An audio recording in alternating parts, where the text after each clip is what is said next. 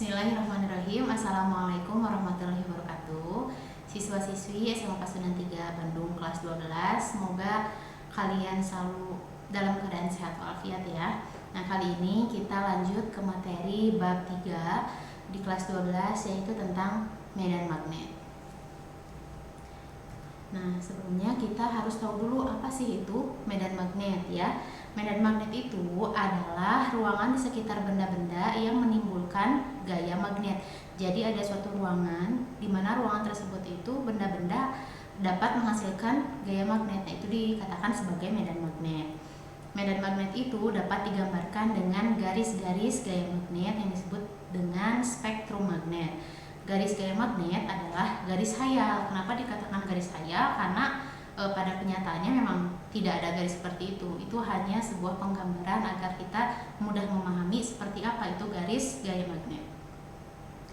Yang merupakan garis hayal lintasan kutub utara yang dapat bergerak dengan bebas. Nah, di situ ada gambarnya ya, ada gambar A dan gambar B. Ini gambar A-nya. Gambar A itu adalah yang bisa kita lihat secara nyata ya, itu dari utara ke selatan. Ini ada batang logam, ada dua kutub, kutub utara dan kutub selatan. Nah, ini gambar yang B-nya itu adalah garis gaya magnet yang terjadi pada batang magnet. Itu jadi dia keluar dari utara, garis gayanya itu selalu keluar dari utara, kemudian dia nanti masuk ke kutub selatan. Seperti itu. Kemudian medan magnet di sekitar kawat lurus berarus. Nah, ini dilakukan pengamatannya oleh Hans Christian Ørsted. Dia itu adalah seorang ilmuwan kebangsaan Denmark ya. Nah, melakukan percobaan apa Ørsted? Ørsted itu melakukan percobaan, jadi ada kawat lurus berarus. Kawat itu kan benda yang dapat menghantarkan listrik ya, konduktor namanya. Nah, dia ketika dialiri arus, ternyata ketika di sampingnya atau di sekitarnya itu disimpan magnet dalam bentuk kompas. Kompas itu kan magnet ya, batang yang mempunyai sifat magnet. Nah, ketika disimpan magnet di sekitarnya, ternyata kompas itu ketika arusnya dialirkan, kompasnya itu bergerak gitu ya. Nah, contohnya ini. Jadi ini yang A itu ketika si arusnya atau rangkaiannya terbuka. Kalau rangkaiannya terbuka berarti dia tidak ada arus listrik.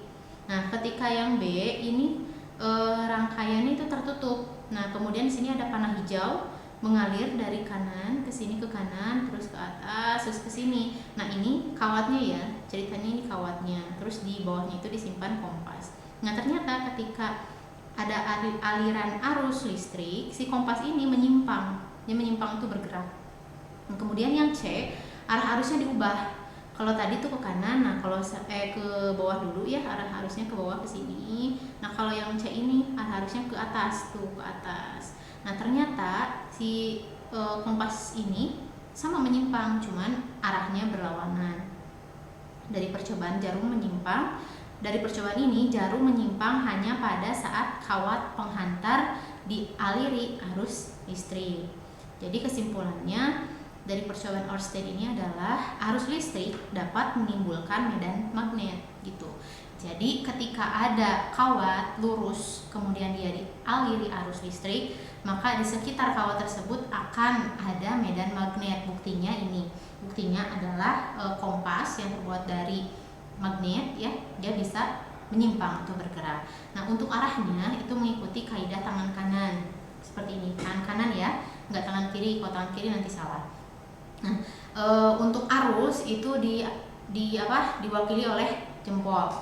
Kemudian untuk arah medan magnetnya itu diwakili oleh jari-jari tangan yang lain. Contoh misalkan di sini ini spidol kita anggap sebagai kawat ya, kawat lurus berarus.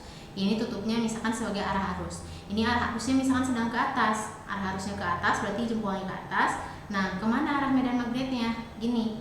Nah, mengikuti kaidah tangan kanan. Jadi sisa-sisanya tangan yang sisanya itu adalah arah medan magnet. Kemudian gimana kalau misalkan arah arusnya ke bawah? Berarti gini, arah medan magnetnya ke sana. Gitu ya. Kalau misalkan arusnya ke atas, ini jempol kitanya gini, ini arah medan magnet. Kemudian kalau ke bawah, gini, ini arah medan magnet. Gimana kalau misalkan ke kiri? Nah, kalau ke kiri berarti sama aja. Ini arah arusnya ke kiri, medan magnetnya gini, kayak gitu ya. Lanjut tentang flux magnet. Besar kecilnya medan magnet digambarkan dengan garis gaya atau disebut dengan flux magnet. Nah, jadi semakin banyak garis gaya yang menembus suatu luasan permukaan, maka dikatakan flux magnetnya juga semakin besar. Nah, flux magnet ini simbolnya adalah psi ya, ini psi sama dengan B dot A. B-nya itu adalah medan magnet dan A-nya itu adalah luas penampang. Kalau perkalian dot berarti di sini ya turun jadi cos ya. Psi sama dengan BA cos theta. Psi-nya adalah jumlah garis gaya, satuannya Weber. Kemudian A-nya itu adalah luas bidang, satuannya meter persegi, dan B adalah induksi magnet, itu satuannya adalah Weber per meter persegi atau disingkat dengan Tesla. Kemudian ini kita akan membahas induksi magnet. Nah, jadi tadi kan kata Ørsted, kawat lurus berarus itu akan menghasilkan medan magnet. Jadi kalau ada arus listrik bisa menghasilkan medan magnet. Nah, itu namanya adalah induksi magnet. Gitu. Nah, sekarang induksi magnet pada kawat lurus berarus yang tadi ya. Jadi ini ada kawat lurus berarus, misalkan ini arah arusnya adalah ke atas, kemudian ini ada suatu titik P, dan ini jaraknya dari kawat ke titik P itu adalah A. Nah, maka besar induksi magnetnya atau medan magnetnya adalah sama dengan mu 0 I per 2 pi A. Mu 0-nya itu adalah suatu tetapan yang besarnya 4pi kali 10 pangkat min 7 Weber per ampere meter. Kemudian I-nya itu adalah kuat arus, satuannya ampere. 2pi, pi-nya itu pi 3,14 atau 22/7 ya. Kemudian A-nya itu adalah jarak. Nah, jarak suatu titik terhadap kuat arus. Kedua adalah induksi magnet pada pusat kawat melingkar berarus. Jadi sekarang kawatnya tidak lurus tapi dia melingkar. Nah, berapa besarnya? Itu adalah B sama dengan mu 0 I per 2A. Sama kayak tadi, I-nya kuat arus, A-nya itu adalah jarak dari titik ke kawat. Nah, tapi kalau misalkan si kawatnya itu bukan cuma satu, ada beberapa kawat yang terdiri dari beberapa lilitan, jadinya mu 0 I dikali N. N itu adalah jumlah lilitan kawat. Seperti itu. Nah, untuk ini arahnya ya. Nah, kalau tadi kan misalkan ini kawat lurus berarus, jempol itu menunjukkan arah arus dan ini menunjukkan medan magnet. Kalau ini sekarang dibalik, kalau kawatnya melingkar. Jadi si kawatnya ini tangan yang 4, jari yang 4 ini menunjukkan arah medan magnet. Nah, yang ini menunjukkan arus. Kebalik maaf. Yang ini menunjukkan arah medan magnet dan yang ini menunjukkan arus ya. Gitu. Kemudian yang ketiga itu adalah induksi magnetik pada solenoida berarus. Apa itu solenoida? Nah, solenoida itu adalah kawat melingkar. Nah, tapi lilitannya banyak dan dia ada jarak renggang kayak per gitu ya, kayak pegas. Nah, ini besarnya adalah mu 0 dikali N dikali I. N-nya itu adalah, kalau N yang kecil ini ya, jumlah lilitan persatuan panjang atau N besar per L. Nih, B sama dengan mu 0 kali N kali I per 2L. Nah, L-nya ini adalah panjang solenoidanya itu sendiri. Nah, untuk arahnya, nah ini pakai kaidah tangan kanan juga sama. Si jari-jari yang 4 ini menunjukkan arus dan yang jempolnya ini menunjukkan medan magnet. Nah, yang keempat itu induksi magnet di dalam toroida berarus ya.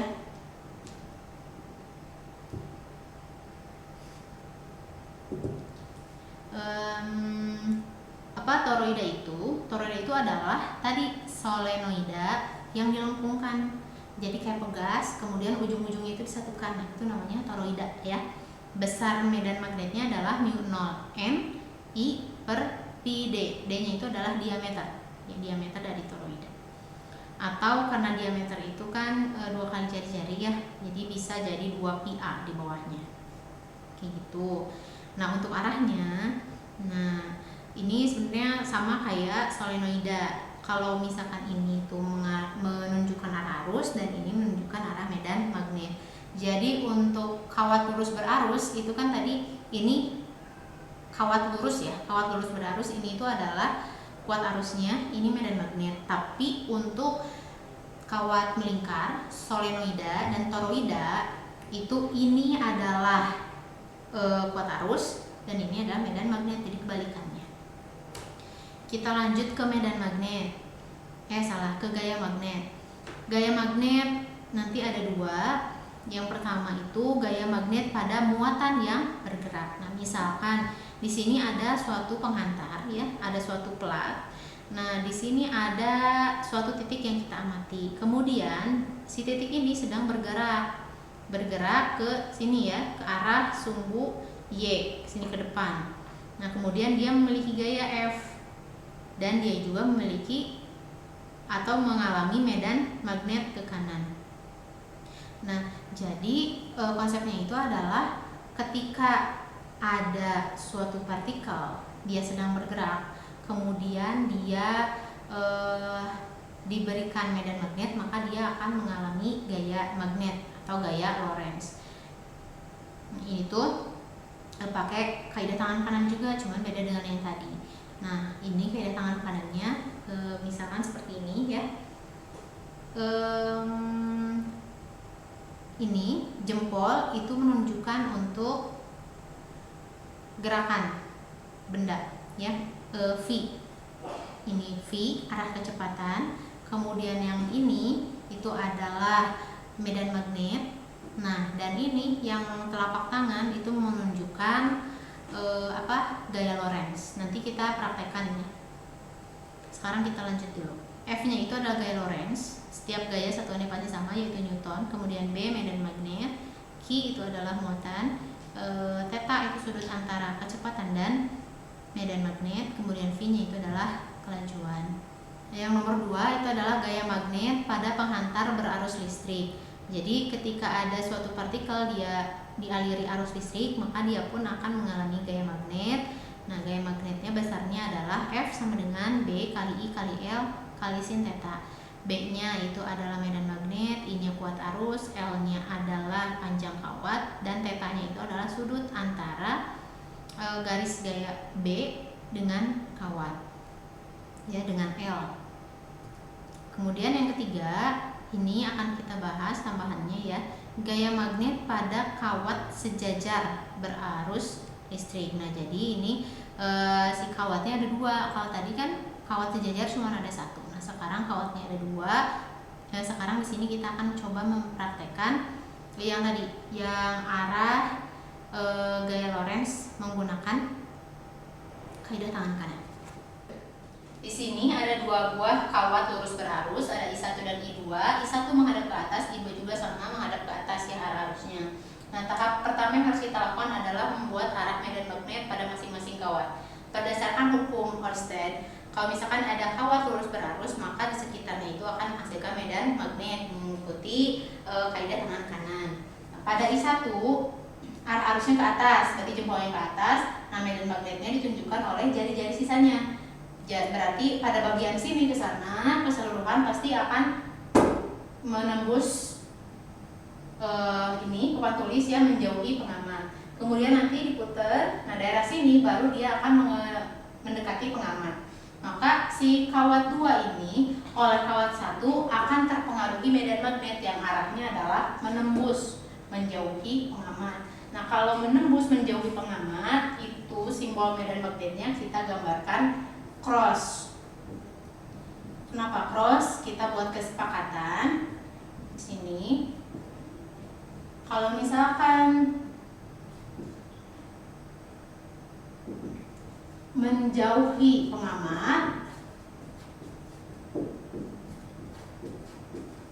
itu simbolnya cross. Nah, tapi kalau mendekati pengamat itu simbolnya dot.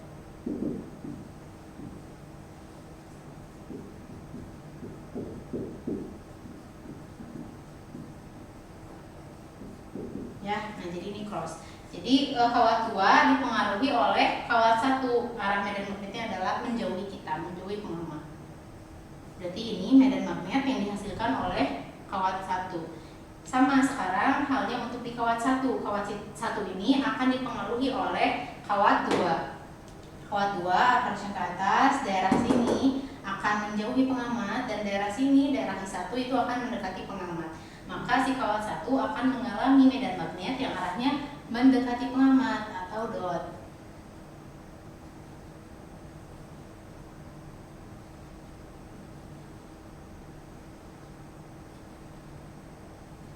Nah, langkah selanjutnya adalah membuat garis atau membuat arah gaya magnet mengikuti kaidah tangan kanan yang kedua. Ini untuk arah arus, ini untuk arah medan magnet, dan telapak tangan ini adalah untuk arah gaya magnet. Pertama pada I1. I1 itu medan magnetnya adalah dot. Kalau dot berarti mendekati pengamat, berarti arahnya kalian ke sana, mendekati pengamat. Kemudian I-nya ke atas, maka jempolnya ke atas. Maka gambar F-nya itu adalah ke kanan ya, ke sana. Karena telapak tangannya mengarah ke sana. Berarti F-nya itu adalah ke kanan. Nah, ini adalah F1. Kemudian gimana untuk yang arus kedua? Sama, pakai kaidah tangan kanan. Cross, berarti jari-jari yang 4 ini menunjukkan medan magnet. Cross berarti menembus. Kemudian arusnya ke atas, jempolnya ke atas ya, ke atas. Nah, telapak tangannya kan menghadap ke kiri ya. Nah, berarti menunjukkan bahwa gaya Lorentz-nya atau gaya magnetnya juga ke kiri. Jadi ini F2.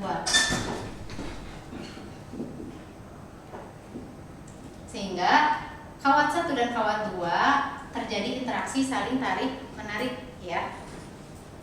Nah, dalam kehidupan nyatanya nanti si kawat ini akan melengkung seperti ini karena dia saling tarik menarik. Nah, sekarang kalian coba buat gambar seperti yang Ibu lakukan ini sesuai tahapannya.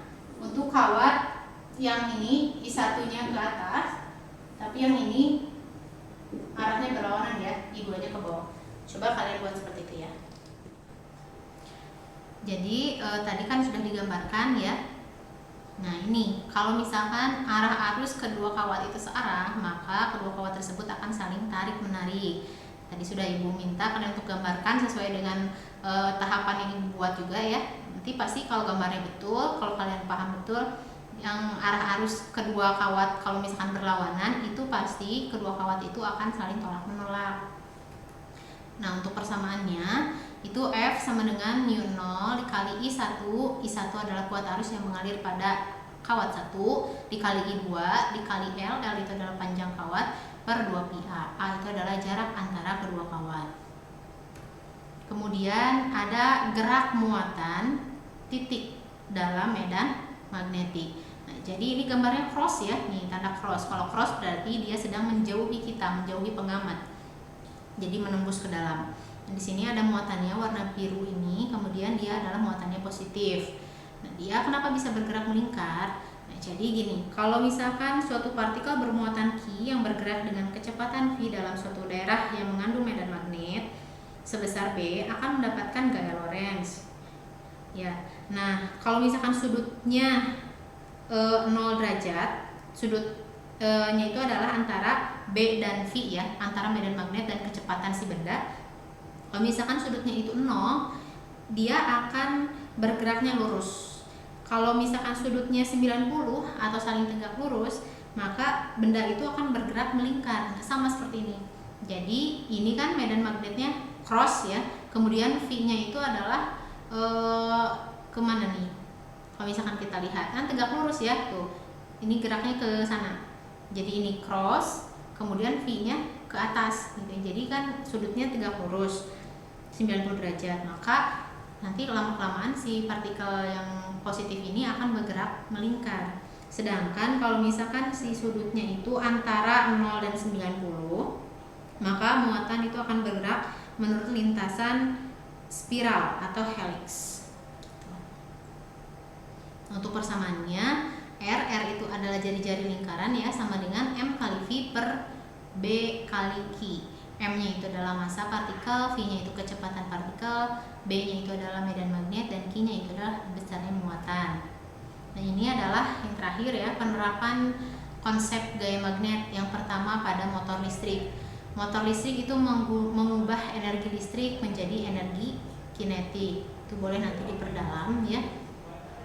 Kemudian yang kedua pada alat ukur arus listrik. Nah, ini cara mengukurnya ya. Kuat arus dari sini.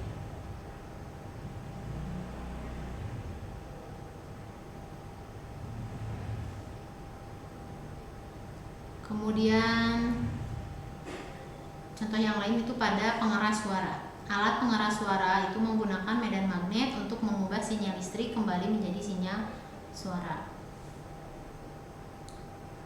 Udah, mungkin itu dulu yang bisa Ibu sampaikan ya. Untuk contoh soal nanti bisa diakses di file yang lain. Kalau misalkan ada yang mau ditanyakan silakan kalian langsung bertanya ke Ibu via WA seperti biasa. Mohon maaf apabila ada kesalahan atau ketidaksempurnaan dalam menyampaikan materi. Semoga bisa dipahami. Semangat dan sukses buat nanti PTS-nya ya. Terima kasih. Wassalamualaikum warahmatullahi wabarakatuh.